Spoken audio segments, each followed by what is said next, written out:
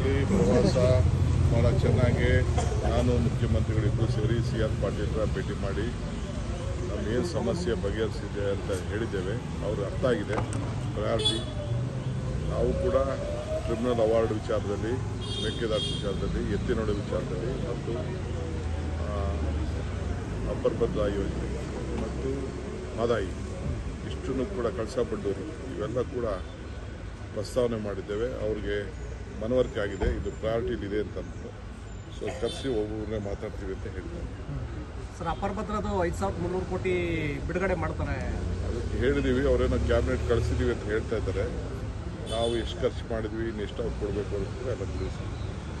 ಎತ್ತಿನ ಮಳೆದು ಕ್ಲಿಯರೆನ್ಸ್ ಕೊಡಿಸ್ತಾರಂತ ಸರ್ ಫಾರೆಸ್ಟ್ ಡಿಪಾರ್ಟ್ಮೆಂಟ್. ಅದೇ ಎತ್ತಿನೋಡಿ ಅಪ್ಲೈ ಮಾಡಿದ್ದೀವಿ, ಕೊಡಲೇಬೇಕು, ಕೊಡಿಸ್ತಾರೆ ಅಂತ ಏನಿದೆ, ಕೊಡಲೇಬೇಕಾಗಿದೆ.